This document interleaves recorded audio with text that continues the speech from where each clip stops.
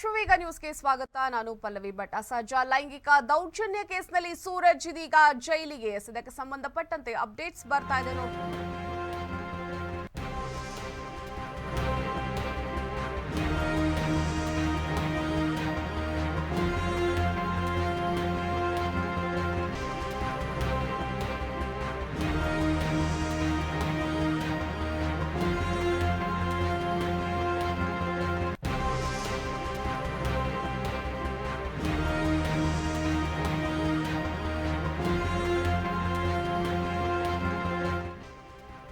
ಅಸಹಜ ಲೈಂಗಿಕ ದೌರ್ಜನ್ಯ ಕೇಸ್ನಲ್ಲಿ ಸೂರಜ್ ಇದೀಗ ಜೈಲಿನಲ್ಲಿದ್ದಾರೆ. ಸೂರಜ್ ತನಿಖೆಗಾಗಿ ಪೊಲೀಸ್ ಕಸ್ಟಡಿಗೆ ಕೂಡ ಕೇಳುವ ಸಾಧ್ಯತೆ ಕೂಡ ಇದೆ. ನಿನ್ನೆ ನ್ಯಾಯಾಂಗ ಬಂಧನಕ್ಕೆ ನ್ಯಾಯಾಧೀಶರು ಸೂರಜ್ ಅವರನ್ನ ನೀಡಬೇಕು ಅಂತ ಒಂದು ಸೂಚನೆಯನ್ನ ಕೊಟ್ಟಿದ್ದಾರೆ. ಇಂದು ಕೋರ್ಟ್ಗೆ ಅರ್ಜಿ ಹಾಕಿ ಕಸ್ಟಡಿಗೆ ಸಿಐಡಿ ಪೊಲೀಸರು ಕೇಳುವ ಸಾಧ್ಯತೆ ಇದೆ. ಕಸ್ಟಡಿಗೆ ಪಡೆದು ವಿಚಾರಣೆಯನ್ನ ಸಿಐಡಿ ಪೊಲೀಸರು ನಡೆಸಲಿದ್ದಾರೆ.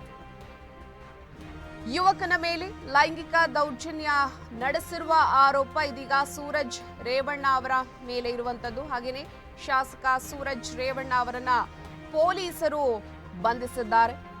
ಯುವಕನ ಮೇಲೆ ಅಸಹಜ ಲೈಂಗಿಕ ದೌರ್ಜನ್ಯವನ್ನ ನಡೆಸಿರುವ ಆರೋಪದಲ್ಲಿ ಜೆಡಿಎಸ್ ಮುಖಂಡ ಶಾಸಕ ಸೂರಜ್ ರೇವಣ್ಣ ಅವರನ್ನು ಹಾಸನ ನಗರದ ಸಿಇಎನ್ ಠಾಣೆಯಲ್ಲಿ ವಿಚಾರಣೆಯನ್ನ ನಡೆಸಿ ಭಾನುವಾರ ಬೆಳಗಿನ ಜಾವ ಅವರನ್ನ ಬಂಧಿಸಲಾಗಿದೆ.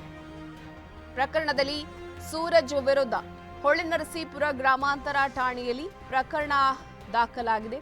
ಆ ಒಂದು ಹಿನ್ನೆಲೆಯಲ್ಲಿ ಅವರ ಬಂಧನವಾಗಿದೆ. ಶನಿವಾರ ರಾತ್ರಿಯಿಂದ ಭಾನುವಾರ ಬೆಳಿಗ್ಗೆ 4 ಗಂಟೆಯವರೆಗೆ ಸಿಇಎನ್ ಠಾಣೆಯಲ್ಲಿ ಸೂರಜ್ ಅವರನ್ನ ವಿಚಾರಣೆಗೆ ಒಳಪಡಿಸಲಾಗಿತ್ತು.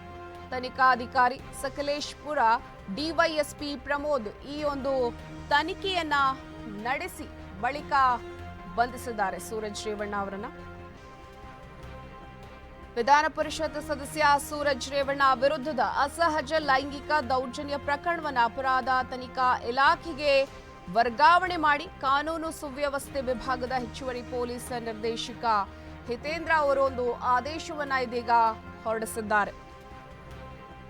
ಒಟ್ಟಾರೆ ಅಸಹಜ ಲೈಂಗಿಕ ದೌರ್ಜನ್ಯ ಕೇಸ್ನಲ್ಲಿ ಎಚ್ಡಿ ರೇವಣ್ಣ ಅವರ ಮಗ ಹಿರಿಯ ಪುತ್ರನಾಗಿರುವ ಸೂರಜ್ ರೇವಣ್ಣ ಅವರನ್ನ ಈಗ ಪೊಲೀಸರು ಬಂಧಿಸಿದ್ದಾರೆ. ಯುವಕನ ಮೇಲೆ ಒಂದು ಅಸಹಜ ಲೈಂಗಿಕ ದೌರ್ಜನ್ಯವನ್ನ ನಡೆಸಿದ್ದಾರೆ ಅನ್ನುವಂತಹ ಆರೋಪದ ಮೇಲೆ ಹೊಳೆನರಸೀಪುರ ಠಾಣೆಯಲ್ಲಿ ಪ್ರಕರಣ ದಾಖಲಾಗಿದೆ. ಹಾಗೆಯೇ ಈ ಕೇಸ್ಗೆ ಸಂಬಂಧಪಟ್ಟಂತೆ ಅವರನ್ನ ಬಂಧನ ಮಾಡಲಾಗಿದೆ. ಹಾಗೆಯೇ ಸಂತ್ರಸ್ತ ವ್ಯಕ್ತಿಯನ್ನ ನಿನ್ನೆ ಬೆಂಗಳೂರಿನ ಬೌರಿಂಗ್ ಆಸ್ಪತ್ರೆಯಲ್ಲಿ ಟೆಸ್ಟ್ಗೆ ಕೂಡ ಒಳಪಡಿಸಲಾಗಿತ್ತು.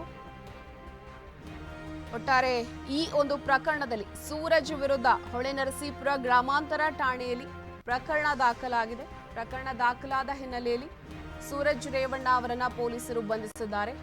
ಹಾಗೆ ಶನಿವಾರ ರಾತ್ರಿಯಿಂದ ಭಾನುವಾರ ಬೆಳಿಗ್ಗೆ 4 ಗಂಟೆಯವರೆಗೆ ಅವರನ್ನ ಪೊಲೀಸ್ ಕಸ್ಟಡಿಯಲ್ಲಿ ಇಡಲಾಗಿತ್ತು. ತನಿಖೆಯನ್ನ ಹಮ್ಮಿಕೊಳ್ಳಲಾಗಿತ್ತು. ತನಿಖೆಯ ನಂತರ ಅವರನ್ನ ಬಂಧನ ಮಾಡಲಾಗಿದೆ. ಹಾಗಾಗಿ ಈ ಒಂದು ಕೇಸನ್ನ ಈಗ ಸಿಐಡಿಗೆ ವರ್ಗಾಯಿಸಬೇಕು ಅನ್ನುವಂತಹ ಆದೇಶವನ್ನ ಕೂಡ ಹೊರಡಿಸಲಾಗಿದೆ.